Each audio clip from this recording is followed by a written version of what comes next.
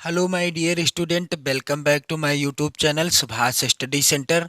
जितने भी मेरे प्यारे बच्चे कक्षा 10 के विद्यार्थी हैं और 7 मार्च 2024 को, जी हाँ मेरे प्यारे बच्चों, 7 मार्च 2024 को सामाजिक विज्ञान विषय का पेपर देने जा रहे हैं। तो आज के इस वीडियो को कंप्लीट देखिएगा, क्योंकि इस वीडियो में मैं लेकर के आ चुका हूँ सामाजिक विज्ञान की सबसे महत्वपूर्ण एमसीक्यू अर्थात बहुविकल्पी प्रश्न, जो प्रश्न आपकी बोर्ड परीक्षा 2024 में 100% पूछे जाएंगे। तो मेरे प्यारे बच्चों, आप लोग इस वीडियो को कंप्लीट देखिएगा, क्योंकि ये प्रश्न मैं वादा करता हूं कि आपकी बोर्ड परीक्षा 2024 में 100% पूछे जाएंगे। और मैं आपको एक जानकारी के तौर पर बता देना चाहता हूं कि 20 प्रश्न आएंगे प्रत्येक विषय में बहुविकल्पी, और इनका उत्तर आपको ओएमआर शीट में फिल करना होगा। तो यदि आप इन 20 प्रश्नों का सही तरीके से और सही उत्तर ओएमआर शीट में भर देते हैं तो आपके 20 नंबर पूरे पूरे मिलेंगे, इसमें नंबर नहीं कटेंगे। मेरे प्यारे बच्चों, जो 50 नंबर के वर्णनात्मक प्रश्न आएंगे जिनका उत्तर आपको अपनी उत्तर पुस्तिका यानी कॉपी पर लिखना होगा, तो इन प्रश्नों का जब आप उत्तर लिखोगे तो हो सकता है आपकी राइटिंग थोड़ा सा अच्छी ना हो, या और अच्छी है तो बड़ी अच्छी बात है, अच्छी है तो बहुत अच्छी बात है, लेकिन आपकी राइटिंग यदि अच्छी नहीं है ज़्यादा तो आपके नंबर कट सकते हैं। इसलिए मैं कहता हूं कि आप लोग पूरा पूरा ध्यान दें बहुविकल्पी प्रश्नों की ओर, ताकि ये गलत ना हो, क्योंकि इसमें राइटिंग वगैरह के नंबर नहीं कटते। इसलिए मैं सामाजिक विज्ञान ही नहीं, अन्य विषयों के भी महत्वपूर्ण प्रश्नों की सीरीज चला रहा हूं इस चैनल पर। यदि आप नए हैं चैनल पर तो चैनल को भी सब्सक्राइब कर लीजिएगा। मेरे प्यारे बच्चों, यहाँ पर पहला प्रश्न है, निम्नलिखित में से कौन सा खनिज धात्विक है? सबसे पहली बात, जिसमें धातु की मात्रा पाई जाती है उसे क्या कहते हैं? धात्विक खनिज कहा जाता है। जिसमें क्या पाया जाता है? प्रश्न को पढ़िए, प्रश्न को समझिए, फिर आप विकल्प का चुनाव कीजिए। तो यहाँ पर पूछा गया है कि निम्नलिखित में से कौन सा खनिज धात्विक खनिज है, यानी जिसमें धातु पाया जाता है। तो यहाँ पर विकल्प हैं इस प्रकार से। पहला विकल्प है मेरे प्यारे बच्चों अभ्रक, दूसरा कोयला, तीसरा लौह अयस्क और चौथा है चूना पत्थर। दिए गए विकल्पों में से कौन सा खनिज धात्विक खनिज है? यहाँ पर उत्तर हो जाएगा इस प्रश्न का मेरे प्यारे बच्चों लौह अयस्क। लौह अयस्क कैसा खनिज है? धात्विक खनिज है, क्योंकि इसमें धातु की मात्रा पाई जाती है सबसे ज्यादा। अगला प्रश्न है, निम्नलिखित में से कौन सा संसाधन गैर परंपरागत है? यहाँ पर विकल्प पहला कोयला, दूसरा प्राकृतिक गैस, तीसरा पवन ऊर्जा और चौथा खनिज तेल। दिए गए विकल्पों में से कौन सा संसाधन गैर परंपरागत है? इसका उत्तर हो जाएगा पवन ऊर्जा। पवन ऊर्जा एक ऐसा संसाधन है जो गैर परंपरागत संसाधन है। अब गैर परंपरागत संसाधन क्या होते हैं मेरे प्यारे बच्चों? गैर परंपरागत संसाधन वह संसाधन होते हैं जिन्हें हम एक बार समाप्त हो जाने के बाद, यानी जिनको हम कई तरीके से नए नए रूप में, या नवीकरणीय संसाधन भी इन्हें कहते हैं। क्या कहते हैं? नवीकरणीय संसाधन भी कहते हैं। जैसे सौर ऊर्जा, सौर ऊर्जा गैर परंपरागत संसाधन है। और यहाँ पर आप लोग ध्यान दीजिएगा, सौर ऊर्जा को हम लोग एक दिन इस्तेमाल करने के बाद या एक बार प्रयोग करने के बाद दोबारा प्रयोग कर सकते हैं सूर्य निकलने के बाद। और उसी तरह से पवन ऊर्जा को भी हम दोबारा प्रयोग कर सकते हैं, क्योंकि ये ऐसे संसाधन हैं जिन्हें हम नवीकरण करके प्रयोग कर सकते हैं। बाकी यहाँ पर कोयला है, प्राकृतिक गैस है, खनिज तेल है, ये ऐसे संसाधन हैं जिनका हम प्रयोग एक बार करने के बाद दोबारा नहीं कर सकते। जैसे एक बार कोयला आपने जला दिया तो कोयला एक बार जब जल जाएगा तो उसकी राख बचेगी। प्राकृतिक गैस एक बार समाप्त हो जाएगी तो दोबारा नहीं मिलेगी। खनिज तेल भी एक बार समाप्त हो गए, यानी ये समाप्त होने की कगार पर ही हैं, भविष्य में ये समाप्त हो जाएंगे, दोबारा ये नहीं मिलेंगे। तो ऐसे संसाधन जो हम उनका मतलब नवीकरण जिनका हम कर लेते हैं वो होते हैं ऊर्जा के गैर परंपरागत संसाधन। यहाँ पर है पवन ऊर्जा। उम्मीद करता हूँ आपको अच्छे से समझ में आ गया होगा। मैं चाहता हूँ कि आप लोग प्रश्न अच्छे से समझ लो, रटना ना पड़े आपको।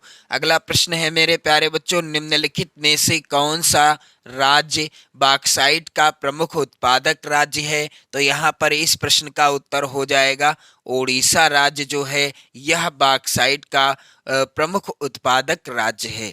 अगला प्रश्न है, निम्नलिखित में से कौन सा धात्विक खनिज है? तो यहाँ पर विकल्प इस प्रकार से हैं। पहला विकल्प है चूना पत्थर, दूसरा है सल्फर, तीसरा है मैग्नीज और चौथा है कोयला। तो कौन सा है विकल्प जिसमें धातु पाई जाती है? यहाँ पर उत्तर हो जाएगा मैग्नीज।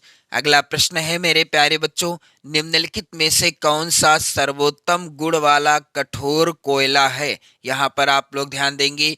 पहला है विकल्प एंथ्रेसाइट, दूसरा है बिटुमिनस, तीसरा है लिग्नाइट और चौथा है पिट। कौन सा सर्वोत्तम गुण वाला कठोर कोयला है? इसका उत्तर होगा मेरे प्यारे बच्चों एंथ्रेसाइट।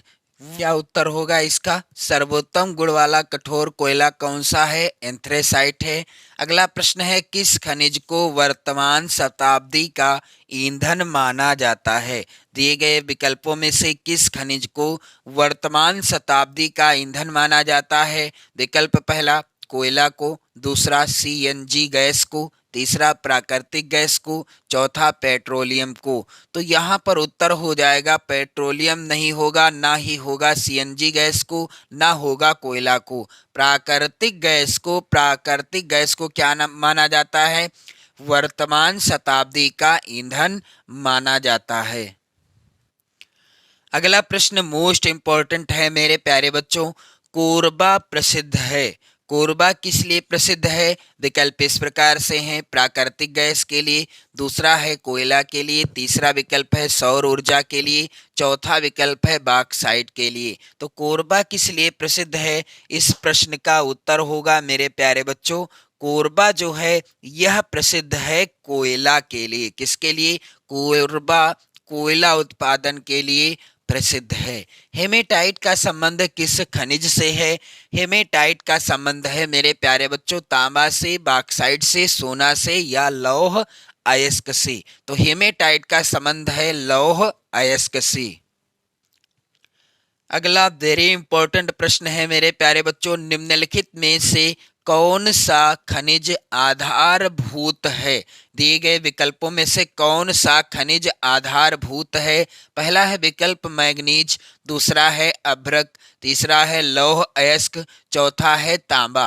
कौन सा खनिज आधारभूत है, यानी किस खनिज के द्वारा अन्य भी वस्तुएं बनाई जा सकती हैं? तो उत्तर हो जाएगा लौह अयस्क जो है यह आधारभूत खनिज है। अगला प्रश्न है मेरे प्यारे बच्चों, निम्नलिखित में से कौन सा ऊर्जा का परंपरागत स्रोत है? ऊर्जा का परंपरागत स्रोत कौन सा है? तो यहाँ पर आप लोग ध्यान दीजिएगा, विकल्प हैं इस प्रकार से। पहला है विकल्प यहाँ पर सौर ऊर्जा, दूसरा है कोयला, तीसरा है पवन ऊर्जा और चौथा है ज्वारीय ऊर्जा। तो ऊर्जा का परंपरागत स्रोत किसे कहते हैं, यानी परंपरागत संसाधन क्या है ऊर्जा का? तो यहाँ पर उत्तर हो जाएगा कोयला। कोयला क्यों? क्योंकि एक बार कोयला जला देने से हमें नया कोयला नहीं प्राप्त होगा, यानी हमें जब हम उस कोयले को जला देंगे तो हमको राख ही मिलेगी कोयले की, उसको हम नए तरीके से प्रयोग में नहीं ला सकते, यानी दोबारा उसका हम प्रयोग नहीं कर सकते। इसके बावजूद हम सौर ऊर्जा का दोबारा प्रयोग कर सकते हैं, नवीकरण कर सकते हैं, पवन ऊर्जा का भी नवीकरण कर सकते हैं, ज्वारीय ऊर्जा का भी नवीकरण संभव है, लेकिन कोयला का नवीकरण करना संभव नहीं है। इसलिए यह है ऊर्जा का परंपरागत स्रोत। और गैर परंपरागत स्रोत क्या है? सौर ऊर्जा और पवन ऊर्जा। अगला प्रश्न है मेरे प्यारे बच्चों, निम्नलिखित में से कौन सा राज्य तांबा का मुख्य उत्पादक राज्य है? तो यहां पर आप लोग ध्यान देंगे, विकल्प इस प्रकार से हैं। पहला है विकल्प मध्य प्रदेश, दूसरा विकल्प है उत्तर प्रदेश, तीसरा है तमिलनाडु और चौथा है बिहार। तो मध्य प्रदेश राज्य तांबा उत्पादन का सबसे मुख्य राज्य है। अगला प्रश्न है मेरे प्यारे बच्चों, आप लोग इन सभी प्रश्नों को अपनी नोट्स पर जरूर लिखते जाना, क्योंकि यदि आप अपनी नोट्स बना लेते हैं तो आपको अच्छे से समझ में आएंगे प्रश्न, और आपको रटना भी नहीं पड़ेगा। आपको समझ में जब आ जाएगा तो रटना नहीं पड़ेगा, और आप लिखोगे तो आपकी राइटिंग भी अच्छी होने लगेगी। यदि आपकी राइटिंग अच्छी है तो बहुत अच्छी बात है। मेरे प्यारे बच्चों, यहाँ पर अगले क्रम में महत्वपूर्ण प्रश्न है, निम्नलिखित में से कौन सा खनिज आधात्विक खनिज है?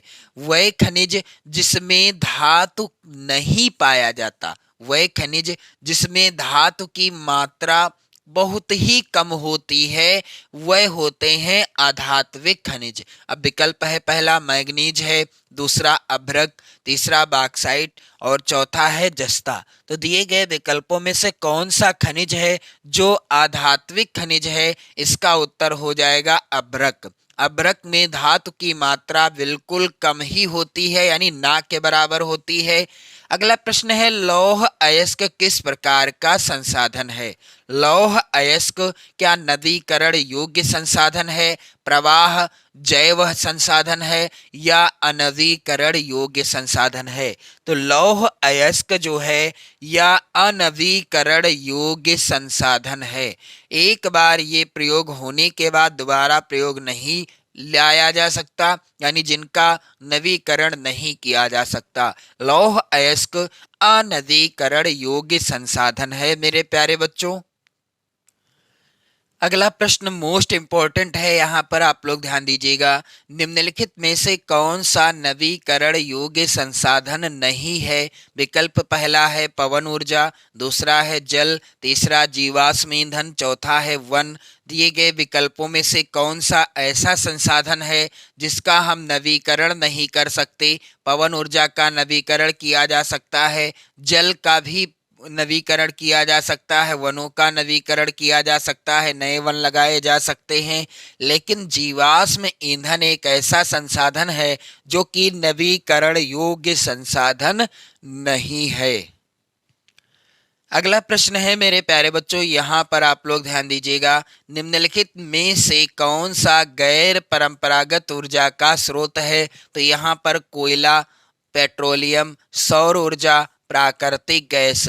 तो ऊर्जा के गैर परंपरागत स्रोत वह होते हैं जो एक बार प्रयोग करने के बाद उन्हें हम पुनः प्रयोग में ला सकते हैं या उनका नवीकरण कर सकते हैं, वह होते हैं ऊर्जा के गैर परंपरागत स्रोत। और यहाँ पर दिए गए विकल्पों में से सौर ऊर्जा एक ऐसा संसाधन है जिसे हम एक बार प्रयोग करने के बाद दोबारा प्राप्त कर सकते हैं। और बाकी यहाँ पर क्या हो जाएगा मेरे प्यारे बच्चों, कोयला, पेट्रोलियम, प्राकृतिक गैस, ये सब ऊर्जा के परंपरागत स्रोत हैं। अगला प्रश्न है Mumbai high, very very important प्रश्न है मेरे प्यारे बच्चों। मुंबई हाई प्रसिद्ध है किसके लिए? पहला है विकल्प तेल शोधक कारखाने के लिए, दूसरा विकल्प है फिल्म सिटी के लिए, तीसरा विकल्प है गेटवे ऑफ इंडिया के लिए, चौथा विकल्प है इनमें से कोई नहीं। तो मुंबई हाई किस लिए प्रसिद्ध है? तेल शोधक कारखाने के लिए प्रसिद्ध है। अगला प्रश्न है मेरे प्यारे बच्चों, झारखंड का कोडरमा अग्रणी उत्पादक है किस चीज का? अभ्रक का, लौह अयस्क का, तांबा का या सोने का? तो झारखंड का कोडरमा किसका अग्रणी उत्पादक है? इसका उत्तर हो जाएगा अभ्रक का। अगला प्रश्न मेरे प्यारे बच्चों वेरी इंपॉर्टेंट है, एंथ्रेसाइट का संबंध किस खनिज से है? तांबा, सोना, बॉक्साइट या कोयला? तो एंथ्रेसाइट का संबंध किससे है? कोयला से है, क्योंकि यह सबसे कठोर कोयला होता है। एंथ्रेसाइट सबसे कठोर कोयला होता है। मैंने प्रश्न भी शामिल किया था, अभी आपने देखा ही होगा।